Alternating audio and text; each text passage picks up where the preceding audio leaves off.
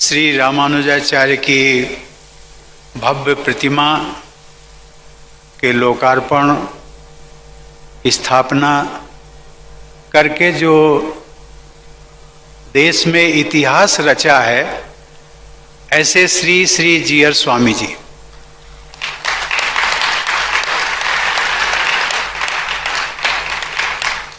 मुख्य trustee doctor Rameshwar Rao ji, इस आयोजन से जुड़े मंचासीन अन्य पदाधिकारीगण, उपस्थित संत समाज, देवी और सज्जनों, जय श्रीमन नारायण। श्रीमते नारायण नमः, श्रीमते रामानुजाय नमः।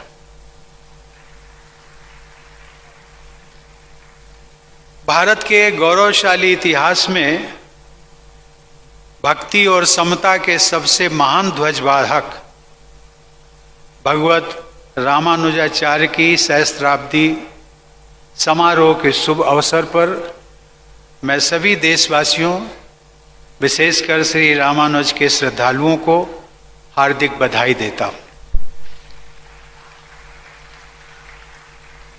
इस समारोह में भाग लेना तथा भगवत रामानुजाचार्य की स्वर्णिम प्रतिमा का अनावरण करना मेरे लिए परम सौभाग्य का विषय है।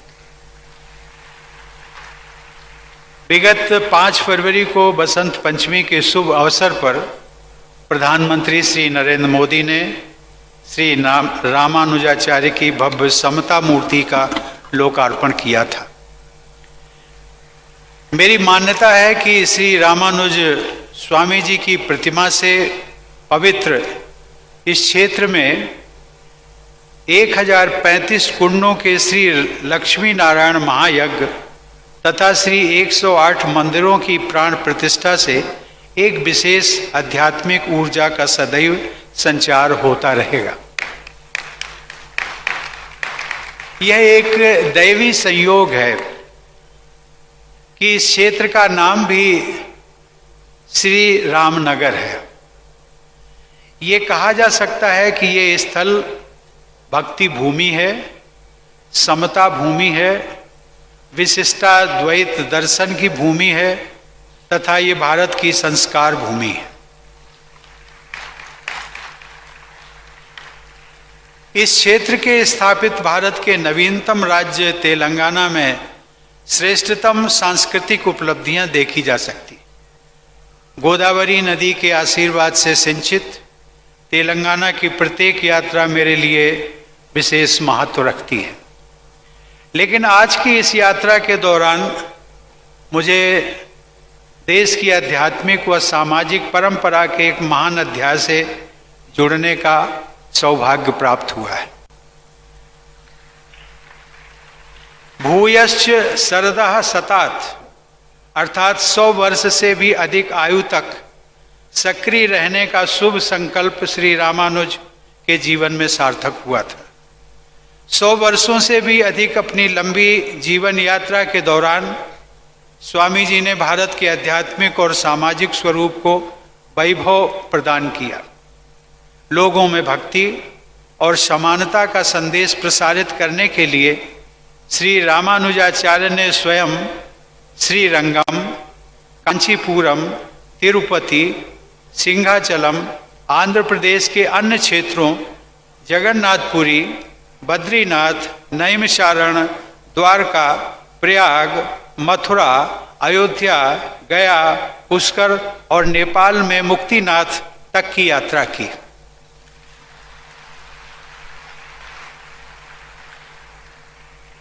Ladies and gentlemen, Sri Ramanuja's Visishta Dvait is not only a singular contribution to philosophy, but he also showed the relevance of philosophy in day-to-day life.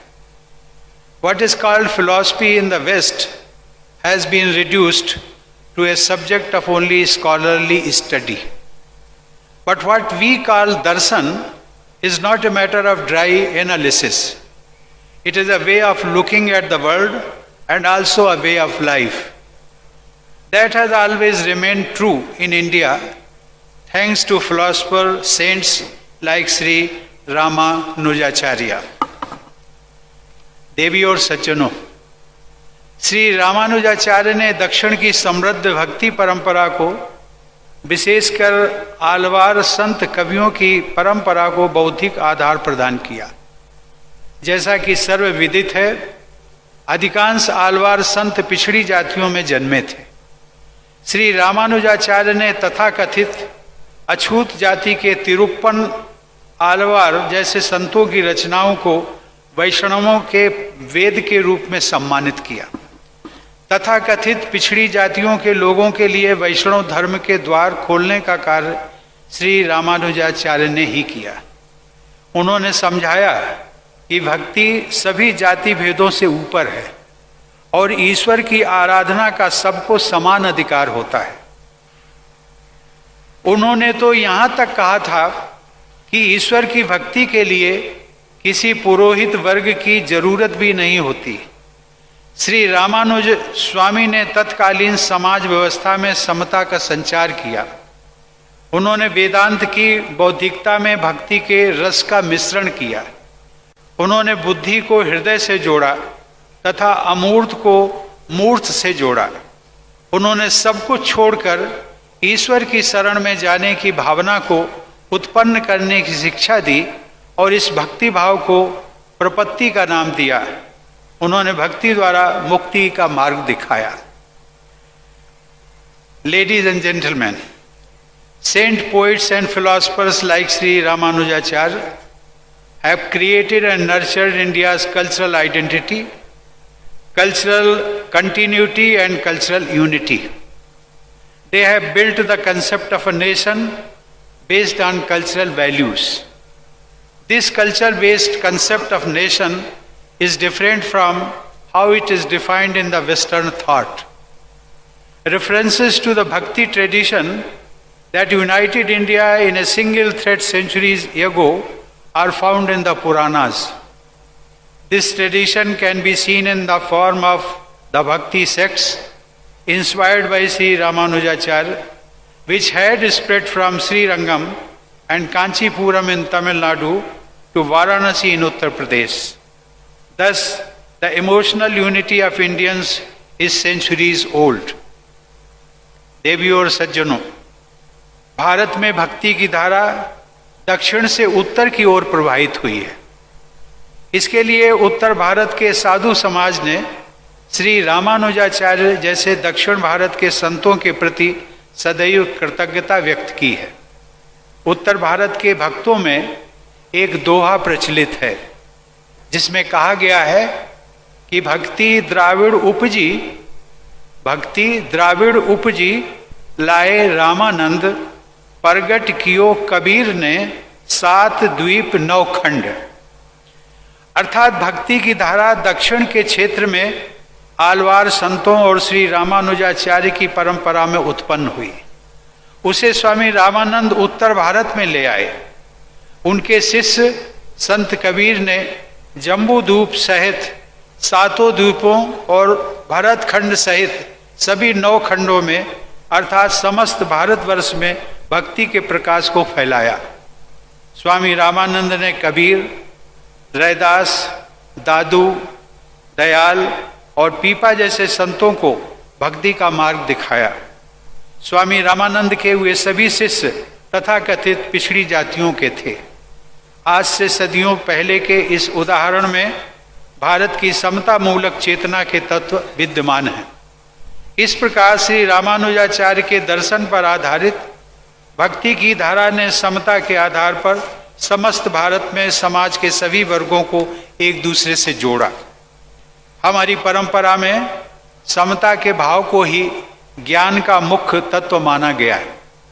Gita के 5वें अध्याय में कहा गया है कि पंडितः समदर्शिनः, अर्थात जो व्यक्ति वास्तव में ज्ञानी होते हैं वे सभी प्राणियों को समान दृष्टि से देखते हैं।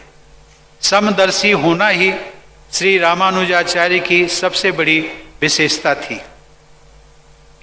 देवियों और सज्जनों, कल ही मैं महाराष्ट्र में था। मैं बाबा साहब डॉक्टर भीमराव अंबेडकर के पैतृक गांव में गया था। और आज मैं इस पवित्र समारोह में यहाँ उपस्थित हूँ। बाबा साहब के परिवार ने कबीर पंथ को अपनाया था।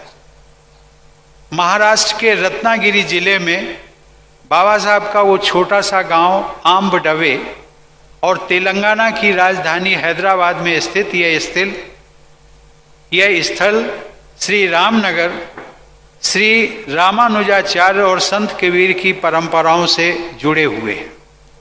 समता पर आधारित भक्ति के आदर्श का स्मरण कराने वाले ये दोनों स्थान मेरे लिए पवित्र तीर्थ स्थल ही हैं। Ladies and gentlemen, Baba Saheb Dr. Bhimrao Ambedkar, the main architect of our constitution, who stood for social justice, had clearly stated that the fundamental constitutional ideals of our modern republic are based on the cultural heritage of India. Baba Saheb had also mentioned with great respect the egalitarian ideals of Sri Ramanujacharya. Thus, our concept of equality is not derived from Western countries. It has developed on the cultural soil of our India. Our eternal vision of Vasudhaiva Kutumbakam is based on equality. Equality is the cornerstone of our democracy too. Equality before law, prohibition of all forms of discrimination, equality of opportunity, abolition of untouchability, all these fundamental rights have been enshrined in our Constitution. To achieve the constitutional objective of establishing an equitable society, many programs of public welfare are run by governments. देवियों और सज्जनों, समस्त प्राणियों के कल्याण हेतु कार्य करना भी हमारे देश का प्रमुख जीवन मूल्य रहा है। सबके हित का यही आदर्श श्री रामानुजाचार्य के विशिष्टाद्वैत पर आधारित भक्ति मार्ग में भी दिखाई देता है। इस करुणा युक्त भक्ति का प्रवाह देश के विभिन्न क्षेत्रों में पहुंचा। गुजरात में नरसिंह भगत ने इसी परंपरा के अनुसार भगवान विष्णु का वास्तविक भक्त उसे माना जो दूसरों के कष्ट को समझे तथा उनका दुख दूर करने में लगा रहे। राष्ट्रपिता महात्मा गांधी ने भी नरसिंह मेहता द्वारा दी गई वैष्णव भक्त की इसी परिभाषा को अपनाया। आधुनिक युग में सनातन भारतीय जीवन मूल्यों की स्थापना करने वाले गांधी जी पर भी श्री रामानुजाचार्य का प्रभाव दिखाई देता है। गांधी जी ने सन 1923 में अपने कारावास के दौरान रामानुज चरित नामक पुस्तक का अध्ययन किया था। इस प्रकार हम कह सकते हैं कि गांधी जी के जीवन में भी श्री रामानुजाचार्य जी का बहुत प्रभाव पड़ा था। श्री रामानुजाचार्य के बाद की सहस्त्राब्दी में उनकी सोच से कोई भी व्यक्ति अछूता नहीं रहा। साथ ही समाज सुधार एवं मानवता के कल्याण हेतु जो बदलाव हैं उन पर भी श्री रामानुज स्वामी जी का प्रभाव दिखाई देता है। असम में श्री शंकर देव से लेकर महाराष्ट्र में संत ज्ञानेश्वर तक, पंजाब में गुरु नानक से लेकर केरल में मेलपत्तूर नारायण भट्टतिरी तक, इन सभी विभूतियों पर श्री रामानुजाचार्य का प्रभाव था। यहाँ तक कि स्वामी विवेकानंद का भी मैं उल्लेख करना चाहूँगा। स्वामी विवेकानंद ने भी कहा है कि you may mark the characteristic since the time of Ramanuja, the opening of the door of spirituality to everyone, that has been the watchword of all the prophets succeeding Ramanuja. देवियों और सज्जनों, श्री रामानुजाचार्य जैसे संत युग प्रवर्तक भी होते हैं और युग दृष्टा भी। आज हमारा संविधान हमारे देश की व्यवस्था का आधार है। सदियों पहले मंदिर और मठ संस्कृति और कार्य व्यवस्था के प्रमुख केंद्र हुआ करते थे। उस परिवेश में समानता की स्थापना करने के लिए श्री रामानुजाचार्य ने समाज के पिछड़े वर्गों को मंदिरों और मठों की व्यवस्था में सहभागी बनाया। इस प्रकार हमारे संविधान के समता मूलक आदर्श श्री रामानुजाचार्य के विचारों और कार्यप्रणाली में स्पष्ट दिखाई देते हैं। देवियों और सज्जनों, जो संत बहुत महान होता है उसे भारत के लोग ईश्वर के समकक्ष रखना चाहते हैं। श्री रामानुजाचार्य को इलाया पेरुमाल यानी परमेश्वर के अनुज अर्थात लक्ष्मण कहने के पीछे हमारे देशवासियों की यही भावना झलक दिखाई देती है। एक लोकप्रिय श्लोक में अलग अलग युगों में जन्म लेने वाले भगवान विष्णु के छोटे भाइयों का उल्लेख किया गया है। उस लोक मान्यता के अनुसार सबसे पहले अनंतनाग यानी शेषनाग के रूप में, उसके बाद त्रेता युग में लक्ष्मण के रूप में, तत्पश्चात द्वापर युग में बलराम के रूप में और अंत में कलयुग में मुनि रामानुज के रूप में भाई ने विष्णु रूपी भाई की सेवा की। यह लोक मान्यता श्री रामानुजाचार्य के अतुलनीय महत्व को रेखांकित करती है। तेलुगु भाषा में महानतम भक्ति काव्य की रचना करने वाले श्री रामानुजाचार्य संप्रदाय के संत कवि श्री अन्नमाचार्य ने कहा था, क्या कहा था?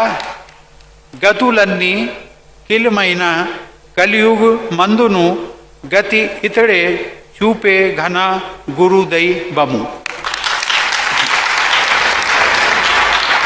अर्थात इस कलयुग में जब मुक्ति के सभी मार्ग बंद हैं तब ईश्वर की भांति श्री रामानुजाचार्य सभी प्राणियों को मुक्ति का मार्ग दिखाते हैं। देवियों और सज्जनों, हमारी परंपरा में प्रेम और भक्ति को व्यक्त करने के लिए साकार प्रतिमा या मूर्ति को आधार बनाया जाता है। किसी स्वरूप के आलंबन के बिना भावनाओं की अभिव्यक्ति नहीं हो सकती। तिरुपति बालाजी तथा श्री पद्मनाभ स्वामी के मंदिर में दर्शन करते समय जिस प्रकार की भक्ति भावना का अनुभव मैंने स्वयं में किया, वह केवल चिंतन और कल्पना के आधार पर संभव नहीं है। वेद साहित्यों में ऋषियों द्वारा देवताओं से की गई यह प्रार्थना मिलती है, जिसमें कहा गया है अश्मा भवतु ते तनु, अर्थात आपका शरीर दृश्यमान बने जिससे कि हम सहज भाव में आपका दर्शन कर सकें। ईश्वरीय गुणों से युक्त विभूतियों को ठोस आकार में देखने की यह भावना ही श्री रामानुजाचार्य की इस विशाल प्रतिमा के निर्माण की प्रेरणा रही है। इस दिव्य तथा भव्य समता मूर्ति के निर्माण के लिए श्री रामानुज शताब्दी समारोह के आयोजन के लिए मैं आदरणीय जीआर स्वामी जी तथा सभी आयोजकों की भूरी भूरी प्रशंसा करता हूँ। यह भव्य एवं विशाल प्रतिमा, जैसा कि आप सब जानते हैं, पंचधातु से निर्मित एक मूर्ति मात्र नहीं है। यह प्रतिमा भारत की संत परंपरा का मूर्तिमान स्वरूप है। यह प्रतिमा भारत के समता मूलक समाज के स्वप्न का मूर्तिमान स्वरूप है। यह प्रतिमा भारत की आध्यात्मिक महानता का मूर्तिमान स्वरूप है। यह प्रतिमा भारत के स्वर्णिम भविष्य का मूर्तिमान स्वरूप है। Ladies and gentlemen, we have been celebrating the 75 years of Indian independence. One of the objectives of Azadi Ka Amrit Mahotsav is to rediscover those values that inspired our freedom struggle. Then the young generation would come to know the sources of the various movements led by Gandhi ji, Baba Sahab, Dr. Ambedkar and others. Then they will realize how the founding fathers of our republic connected us to our heritage as expressed in the life and work of Sri Ramanuja. देवियों और सज्जनों, वैष्णव परंपरा में लोक संग्रह अर्थात सबके कल्याण के लिए कार्य करने को सर्वाधिक महत्व दिया गया है। मैं चाहूँगा कि जिस निष्ठा के साथ आप सब ने इस मूर्ति का निर्माण किया है अर्थात करने में सहयोग दिया है, उसी भावना के साथ आप सब नर नारायण की सेवा तथा कल्याण हेतु देशव्यापी योजनाओं की परिकल्पना करें तथा उन योजनाओं को कार्य रूप प्रदान करें। मुझे विश्वास है कि इस संस्था द्वारा लोक कल्याण के प्रभावशाली कार्य किए जा रहे हैं और आगे भी किए जाएंगे। ऐसे प्रकल्पों से समता मूलक समाज के निर्माण की दिशा में हमारे राष्ट्रीय प्रयासों को बल मिलेगा। धन्यवाद। जय हिंद।